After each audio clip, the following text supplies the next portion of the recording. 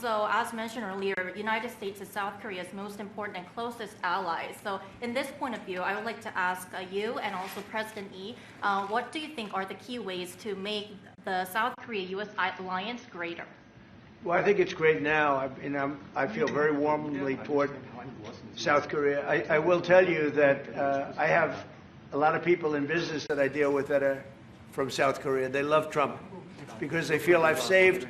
I think you would have had a nuclear war if I weren't. I think you would have had a nuclear war, North Korea and South Korea. I think it would have been a disaster. You're only 60 miles away from Seoul. They don't even need nuclear. They have their cannons, howitzers, and they have them buried in the mountain. You know what I'm talking about. And I think you would have had, if I didn't win that election, if Hillary Clinton, crooked Hillary, won that election, I think you would have had a nuclear war. It would have taken place, and it would have been horrendous for everybody, including them. It would have been very bad for them because we would have had to enter the picture, and we are the most powerful nuclear country in the world by far. Russia's second, China's third. China's going to catch eventually, 5 or 6 years. They're working to catch. One of the things we're trying to do with Russia and with China is denuclearization. And it's very important. One of the things I discussed with President Putin the other day, it wasn't just that, it was also other things. And I think the denuclearization is it's a big aim, but Russia's willing to do it, and I think China's going to be willing to do it too. We can't let nuclear weapons proliferate. We have to stop nuclear weapons. The power is too great. Okay? Thank you. President, I'd like to ask you further question about South Korea and U.S. alliance.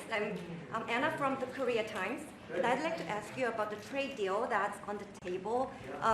You mentioned about the shipbuilding industry, and President Lee mentioned about the manufacturing industry. And what other areas or sectors that you intend to focus on this trade deal? Because Korea is bringing in many investments and create jobs as well. So I'd like to know the opinions of both, how to get a beneficial outcomes for both countries through this deal. Well, we're going to get along great because we really sort of need each other. We love what they do. We love their product. We love their ships. We love a lot of the things that they make. And they love what we have. We're dealing with them on Alaska having to do with the oil. You need oil and we have it. So we have a big advantage in that way. We have more oil and gas and coal and energy than any other country in the world by far. No, for whatever reason, God was very good to us. He gave us the greatest. We didn't use it. We started to use wind. Wind doesn't work. They started to use solar panels that took over the land all over the Midwest, where the farmers said, what happened to my land?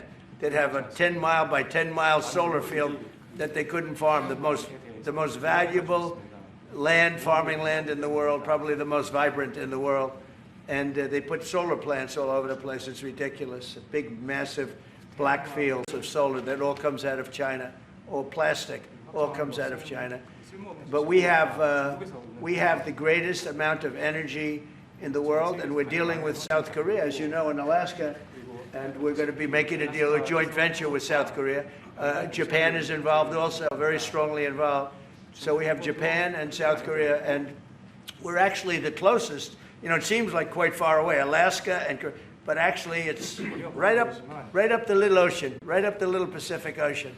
It's actually pretty close, relatively speaking. But we have more oil and gas and coal than any other nation in the world by far, and we're going to use it. And that's the thing that South Korea, I think, most wants from us, I would think.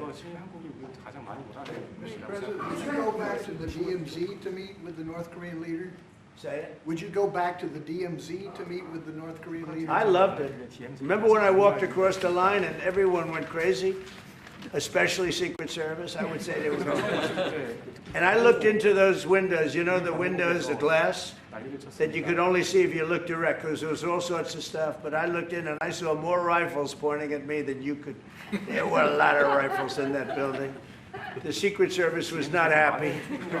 You know the buildings I'm talking about? The two blue buildings on each side. And I walked up the middle and I looked in the window and I saw more guns in that room than I've ever seen in my life. I looked at the other side and it was the same thing.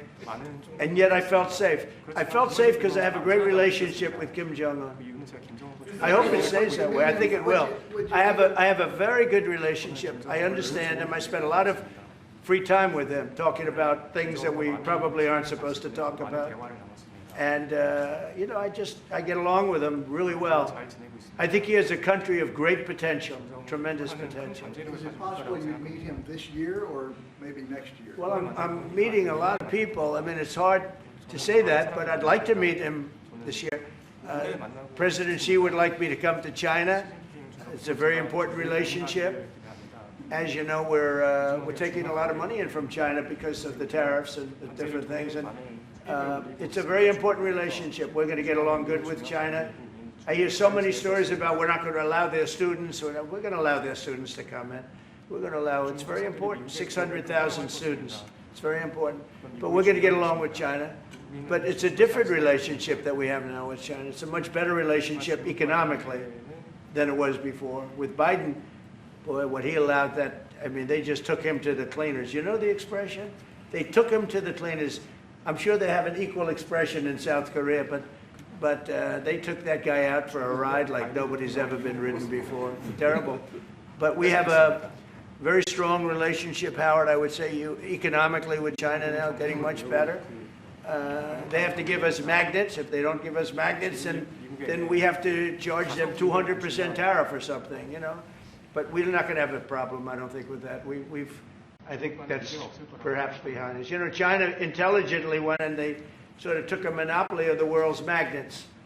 And nobody needed magnets until they convinced everybody 20 years ago, let's all do magnets. There were many other ways that the world could have gone. But so it'll take us probably a year to have them.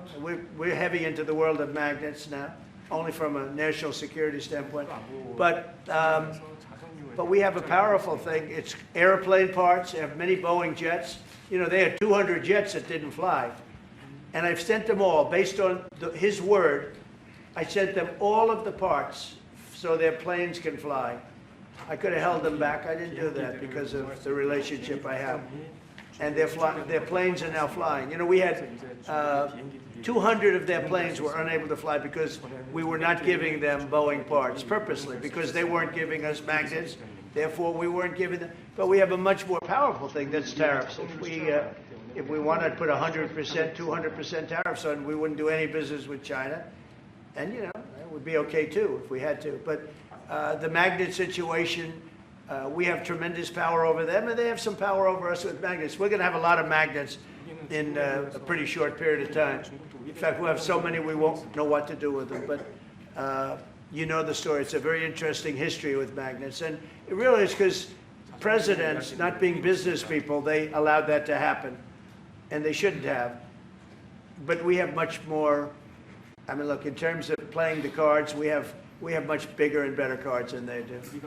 But with that being said, I think we have a great relationship. I spoke to President Xi fairly recently, and at some point, probably during this year or shortly thereafter, we'll go to China. And I think we're going to see a magnificent sight.